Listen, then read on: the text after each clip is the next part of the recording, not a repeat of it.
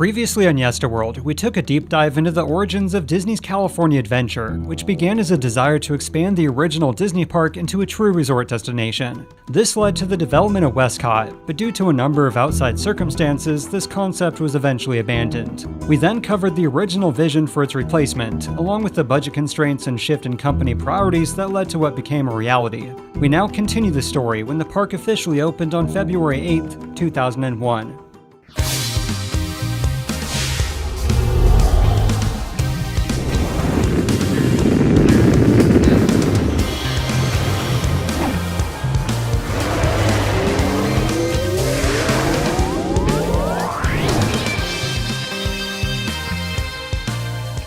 Something really big is happening next door to Disneyland in California. Heads up, everybody. We have a new neighbor. Oh no, the World Game's at the gate. The first thing you'd probably notice upon arriving to Disney's brand new theme park was the entrance.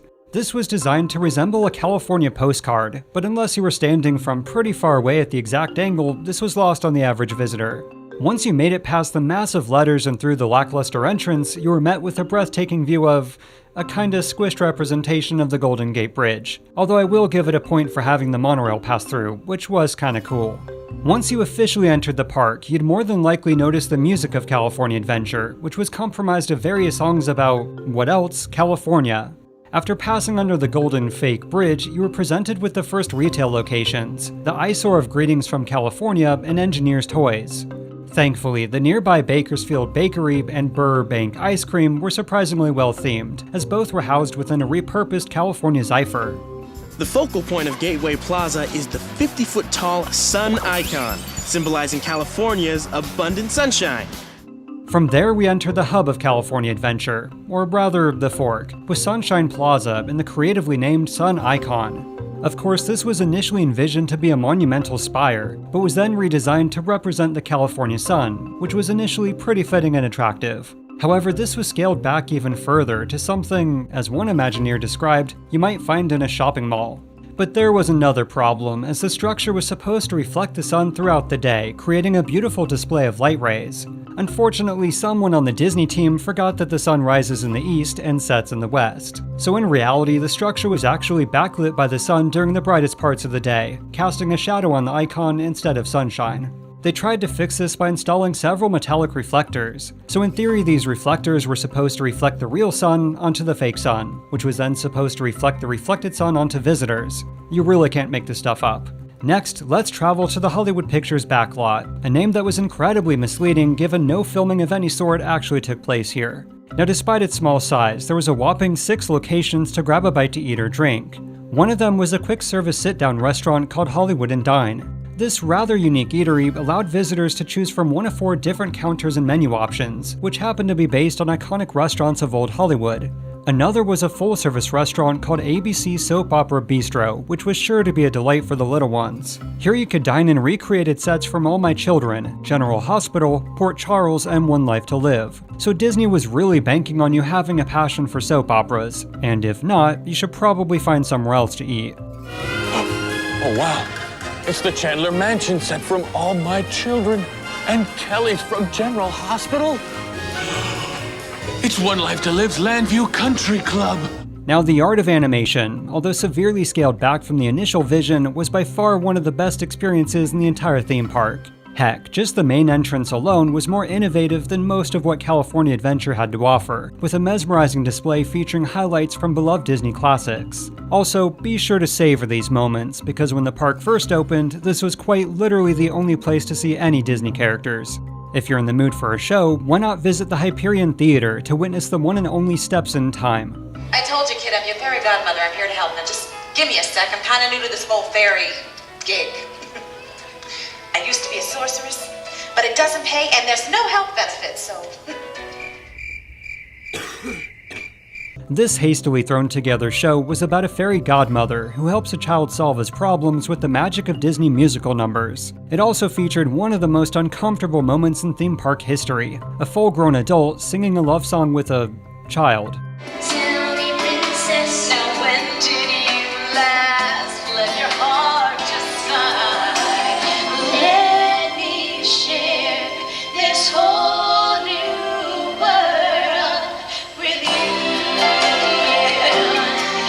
Now, the Hollywood Pictures backlot featured two main attractions. One of them was Jim Henson's Muppet Vision 3D, which was basically a carbon copy of the original from the MGM Studios park. Although, surprise, surprise, the areas initially envisioned was scaled back dramatically. The other was originally set to be the park's signature attraction, Superstar Limo. The problems that led to this abomination goes back to the decision to make the once high-speed dark ride a slow-moving dark ride. You see, as previously mentioned, due to budget constraints and the tragic death of Princess Diana, the entire initial concept was reworked. Since it was no longer a high-speed thrill, an emphasis was placed on filling virtually every available space with Hollywood inside jokes and referential humor. A cut gag involving Dream Jerk Studios was a favorite of Eisner's, a not-so-subtle dig at Jeffrey Katzenberg, who left Disney to start up DreamWorks. However, for the average tourist, or even the average California resident, these jokes either landed with a thud or simply made no sense. Hey, there's Tim Allen! Hold your sides, everyone! It's Funny Man Tim Allen! That's Tim Allen! As a way to pad the ride even further, it was then decided to cram the attraction full of celebrities. In terms of the ride's narrative, or lack thereof, this made absolutely no sense, as they could have appeared in any order or been swapped with any other celebrity. They were chosen simply because of their affiliations with Disney, which made them much easier and cheaper to acquire. But let's be honest, even the original version probably would have been a flop too. Yes, it would have been far more thrilling, but a fart joke involving an overweight Elvis Presley squirting condiments at a hot dog stand doesn't exactly scream classic Disney attraction. Yeah! It blows their hair straight back, you know. Anyway, back to the tour, which continues on to the Golden State, which was comprised of a few sublands. There was Pacific Wharf, boasting even more quick-service restaurants along with food and drink stands. Here you could also find, and for once I'm not being sarcastic, the wonderful Mission Tortilla Factory. Here you would learn about the history of the tortilla and how they were made, and was the only remnant of the original Mission's elements as mentioned in the previous episode. But more importantly as to why this was wonderful is that you were always given a free, warm, fresh-baked tortilla. The same could also be said for the nearby Bodine Bakery, where you could also grab a piece of freshly baked sourdough bread free of charge. But before moving on, let's visit Bountiful Valley Farm. The State Fair-inspired Farmers Expo offers hands-on interactive exhibits. One in particular shows how farmers use insects in agriculture. Now on paper, I'm sure the idea of teaching families about the importance of agriculture sounded like a nice addition to the California-themed park in California. But in reality, this was something you could find at any local county fair, and isn't the kind of thing worth the price of a Disney theme park admission ticket. Now, had they gone with the original idea for the tractor yard, there's no doubt in my mind this would have given Disneyland a true run for its money. But at least Bountiful Valley Farm did have a water park, so there's that. And nearby you could find an actual quality attraction, It's Tough to Be a Bug. It's also worth mentioning Seasons of the Vine, as sponsored by Mandovi Wine, which was a film presentation about the history of winemaking in California. We now head on over to Paradise Pier, where you could find yet another restaurant, Avalon Cove by Wolfgang Puck. However, this one stood out among the others as by far the most high class, and expensive, as it was run by Wolfgang Puck after all. Continuing onward, we arrive to California Screamin', one of the few attractions that actually lived up to its promise of a high-speed thrill and a rocking synchronized audio track. Along the pier was the Sun Wheel, because if you haven't gotten it already, the California sun was a central theme of the park. Just a short stroll down the Paradise Pier boardwalk is a nostalgic midway area of games, snacks, and shops. Test your skill, try your luck, get a tattoo. Temporary, of course. Once reaching the boardwalk, and for an additional cost, you could try your luck at various incredibly generic carnival games. Even the prizes were generic, and you'd think they could have at least thrown in a Mickey Mouse doll or something. The rest of the attractions along the boardwalk, while fitting to the overall theme, were basically just more incredibly generic attractions lacking any real innovation or creativity. Honestly, it's just baffling to me why Disney believed visitors would travel long distances to a Disney park to experience what could literally be found at a local carnival or generic amusement park. Anyway, Paradise Pier also had a wide assortment of even more quick-service restaurants, including a McDonald's, as well as even more gift shops selling tacky merchandise and souvenirs. Quick fun fact, remember that magnificent lighthouse I mentioned in the previous episode? The one that was to be part of Surf City? Well, it just wound up as a decoration as part of the Souvenir 66 gift shop. while we're at it, it's also worth mentioning the original wave machine. You see, in part 1 I mentioned how the initial vision was to have wave pools for visitors to actually surf inside the park. This concept, of course, was eventually abandoned. However, the park did feature a wave machine to simulate the ocean. You see, underneath the pier were a series of paddles controlled by a computer, which produced waves to splash against the rocky shore alongside California Screamin's launch platform. Unfortunately, the waves proved to be a bit too powerful and were soon toned down pretty significantly, but more on this later. No, we're not in downtown San Francisco, but the Bay Area section of the Golden State District.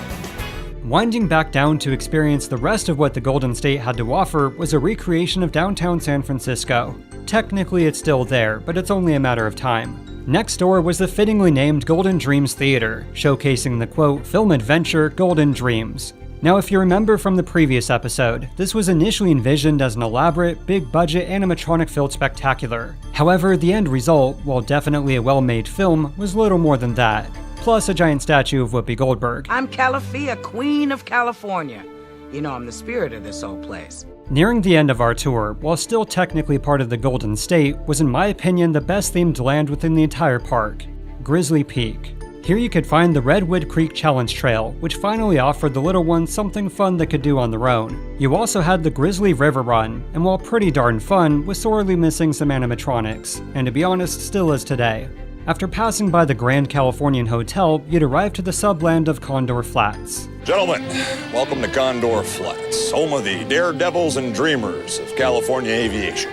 The theme here was a celebration of aviation history in the form of a desert airfield testing facility. It also had by far the most impressive attraction within the entire theme park, soaring over California. It was one of the few elements that somehow, miraculously survived all the budget cuts and revisions to California Adventure. From the surprisingly immersive queue to the actual ride itself, it really was a breathtaking experience worthy of a Disney park.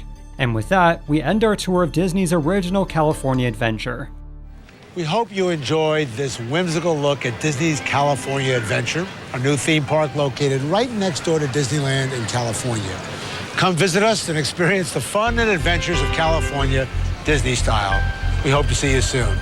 When Disney's California Adventure first opened, the reactions were interesting. Despite popular belief, most publications at the time actually praised the new Disney park for being hip, edgy, and a breath of fresh air. However, it seems there was a major disconnect between those who reviewed the park as part of their job and those who actually vacationed at the park.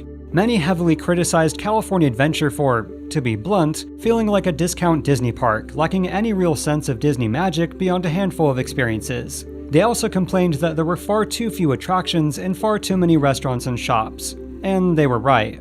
In fact, surveys showed that a whopping 80% of guests found the overall experience unsatisfying. The attendance numbers reflected this as well, as within the first year, the brand new theme park saw a paltry 5 million visitors, compared to Disneyland's total of 15 million visitors. Slashing ticket prices didn't help either, as the park consistently stayed at 30 to 45% of its total capacity. Another detriment was an over-reliance on experiences geared towards an older crowd, so Disney began to, somewhat deceivingly, try to convince the public that the park was designed with the little ones in mind. When we designed Disney's California Adventure, we looked to the experts. We got it! Disney's California Adventure is way cool! Are you mouse enough? Despite Disney's public optimism about the park's performance, behind-the-scenes executives were scrambling to figure out how to mend the already DCA. First was reviving the once iconic Main Street Electrical Parade, simply to entice visitors to stay later into the evening, which was incredibly ironic given it was closed for the same budget constraints that affected California Adventure. Then there was Who Wants to Be a Millionaire? Play It, which was basically a carbon copy of the version from over at Disney's MGM Studios park. There were also immediate plans to retheme Superstar Limo as Goofy Superstar Limo. However, even this would have been done on the embarrassingly cheap, as they simply would have used character figurines from the recently redesigned Disney Store locations. However, allegedly the tragic events of 9/11 put a damper on this and many other in-the-works changes to the park, as the event had a devastating impact on tourism. So less than a year after opening, the attraction was closed for a quote-unquote refurbishment, but would never reopen. If you're in the mood for elegant seafood dining on the water, Avalon Cove by Wolfgang Puck is just the ticket. Within the first year of opening, there were 3 more casualties: Avalon Cove, Golden Wine Vinery, and Hollywood and Dine. Avalon Cove was closed that October, as Wolfgang Puck was dissatisfied with the shockingly poor attendance. It reopened a few months later as Ariel's Grotto under the sea character dining, the first of many scrambled-together efforts to bring more Disney characters inside the park. Golden Wine Vinery, as well as the attraction Seasons of the Vine, was another victim. As citing a $12 to $13 million loss, Mandovi decided to pull all funding and remain as sponsors in name only. Hollywood and Dine was shut down within the first year as well, and while this was initially only supposed to be temporary, the restaurant would never reopen. That same year, Paul Pressler left Disney to become the new CEO of Gap, but clearly the underperformance of California Adventure played a significant role in his departure. The next few years would see a range of quick fixes to the park as an effort to draw in more visitors. One of them was closing the ABC soap opera Bistro, which, similar to Avalon Cove, drew in very few customers. In its place was Playhouse Disney Live on Stage, which did prove to be a success, but its signage was a clear example of Disney trying to draw in crowds by almost any means necessary, even if it meant breaking the immersion of the old Hollywood theming. Another quick addition was Bugs Land, which coincided with and essentially replaced Bountiful Valley Farm. Disney also took the Redwood Creek Challenge Trail and added the quote, magic of Brother Bear. One such magical addition was the Boulder Bears Playground. So yeah, Disney was getting pretty desperate. The cringy Steps in Time was also quickly replaced with a new show called The Power of Blast, which proved to be far more popular and way less uncomfortable. Of course, by far the most major improvement was the addition of Tower of Terror in 2004, which brought the first true e-ticket signature attraction to Disney's floundering theme park. However, it wouldn't be until 2005 that California Adventure, and in many respects all of the Disney parks, had its white and shining armor come to the rescue. Welcome everyone to the happiest celebration on earth. Our salute to 50 years of magic at Disney parks and resorts everywhere. 2005 saw Michael Eisner resign as CEO of the Walt Disney Company, and in his place was Bob Iger. In addition to repairing the infamously troubled Disney-Pixar relationship, his primary mission was to bring a true and permanent fix to Disney's California Adventure. First and foremost was the removal of Superstar Limo, which was turned into Monsters Inc. Mike and Sully to the Rescue, which, as discussed in a previous episode, still contains the remains of the celebrities, which isn't creepy at all. Then in 2007, Disney announced a staggering $1.1 billion multi-year expansion and transformation of California Adventure, nearly twice what it cost to build the park in the first place. Even the wine cellar was reworked into the Blue Sky Cellar, promising visitors that major changes were on the way. Part of this would include Cars Land, a $200 million expansion based on the Pixar animated film Cars. Interestingly, this was actually in the works before Iger, as Car Land, a celebration of roadside tourist attractions of the 50s and 60s. However, once the Pixar movie proved to be a huge success, they simply repurposed many of the ideas of Car Land into Cars Land. As part of the park's transformation, gone would be the original California letters of the giant postcard entrance, which, if I'm being honest, I actually really miss, as it was cool to see them decorated for all the different seasonal events. As a side note, they were actually donated to the California State Fair, where they remain to this day. Another donation from California Adventure was the California Zephyr, which was given to the Western Pacific Railroad Museum. Now, as far as the Paradise Pier wave machine, after the first year it became more of a hit or miss effect, but some of the paddles began to crack around 2006, so it was shut off completely. However, during the installation of World of Color in 2009, Disney took advantage of this opportunity to replace the machine as an effort to get it back up and running. But concerns arose about the waves possibly damaging World of Color's complex underwater system, and is yet to be turned back on over a decade later after being fixed. Good morning, everybody. Good morning. And thank you for being part of our history today as we reopen Disney California Adventure.